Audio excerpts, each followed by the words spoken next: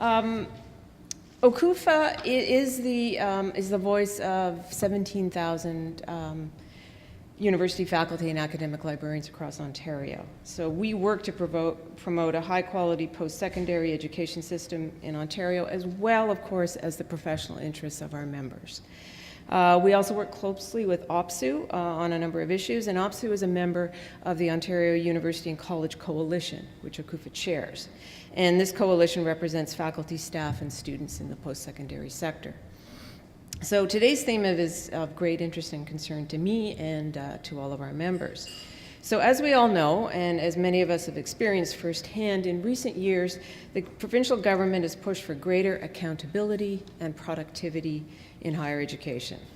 And this push is manifested in our universities with a greater focus on learning outcomes and increased reliance on online teaching. And I know there are a number of parallels with what's going on in the colleges. So last summer, our sector witnessed an overwhelming display of government intervention in post-secondary education in the form of former Minister Glenn Murray's Productivity and Innovation Roundtables. I'm sure it ruined a lot of our summers. These intrusions into the internal workings of our universities and colleges, justified on the grounds of a need for greater accountability to meet the goals of the government's austerity agenda, they present a serious challenge for us all. While it is understandable that the province would want to ensure accountability for the public funding it distributes to our PSE institutions, the nature of that accountability must be meaningful and appropriate. I would agree that universities and colleges must be accountable, but quantitative accounting exercises do not necessarily translate into meaningful accountability. At our institutions and their university and college communities, we must be free to govern ourselves. Specifically, decisions around what is taught, as Jim has outlined, how it is taught, and how success is evaluated must be made by faculty and not be imposed upon them by politicians and bureaucrats. And this is not simply a preference, it's a question of academic freedom, something that is fundamental to our profession and to our careers. So the freedom to comment, to teach and research without fear of professional or personal reprisal is essential to the ability to foster critical thought, discover new research, and teach students effectively. Our institutions need academic freedom to exist as vibrant centers of research, teaching, and learning. So ensuring that they are accountable for the funding they receive is entirely different from allowing government to intervene in fundamental pedagogical decision-making. But many of the government's accountability and productivity proposals and initiatives could have the potential to do just that. Let's talk about learning outcomes. So the push towards greater use of learning outcomes to determine course content and even funding allocations has unsettling implications for academic integrity and the ability of faculty to decide what should be taught, to develop curricula freely and without interference. So measurement of learning outcomes is often presented as a key tool for improving the quality of education being delivered to our students. However, this assumption misses two important facts. First, the reality on the ground is that the quality of higher ed in Ontario has been constrained by resource shortages and decades of underfunding. So this underfunding has resulted in universities with the highest student-to-faculty ratio in the country, it's 28:1, larger class sizes, fewer choices, and less student-faculty interaction. If we want to improve the quality of post-secondary education, we need to look at the complete picture, including levels of public funding and full-time faculty hiring. And second, simply measuring outcomes isn't the same as providing institutions and faculty with the resources they need to improve those outcomes and ensure student successes. Any kind of formulas based on outcomes may very well end up punishing those that don't meet the expectations. So specific learning outcomes that we choose to measure and track can have a significant impact on what and how faculty teach, and especially if the performance on these measures is tied to funding, as I mentioned. So in an environment where learning outcomes are established at the provincial level, there would be a tendency towards standardization of curriculum. And this tendency runs counter to institutional autonomy and academic freedom. Now, faculty, of course, are committed to improving the learning outcome of Ontario students. And tools already exist for benchmarking and monitoring learning outcomes and skills for both undergraduate and graduate programs in Ontario universities. the degree learning expectations, and these are known as OODLs and GOODLs.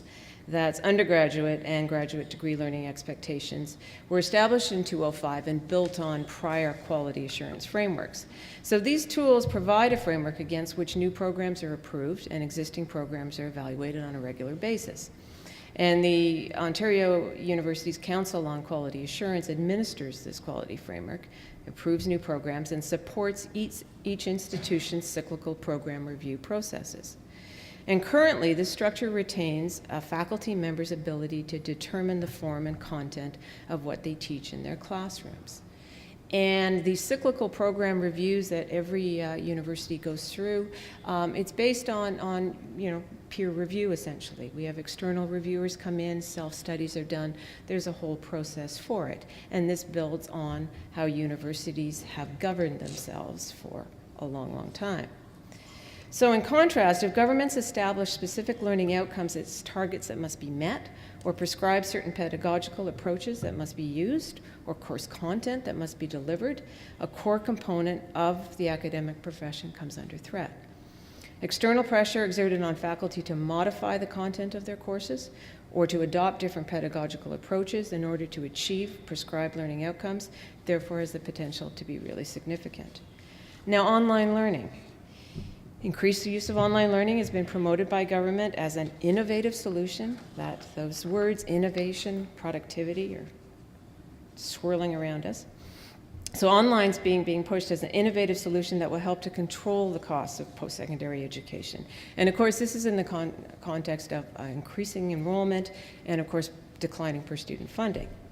But using online learning to accommodate more students at a lower cost in an already resource-constrained system has a negative impact on students. Learning technology and online delivery are already used extensively by Ontario's faculty to enhance student learning. You're doing it in the colleges, we're doing it in the universities. But these online tools really can't be seen as a panacea to the challenges faced by our institutions. And shifting more and more courses online will not result in massive cost savings for institutions if we are speaking of high quality online learning. In fact, we do all know that expansion of quality online education would require significant new investments. And simply put, government and institutional management attempts at increasing the use of online learning raises a number of questions involving academic freedom concerns. So who determines the models of teaching? How are they determined? Who controls the intellectual property? Who retains pedagogical and quality control?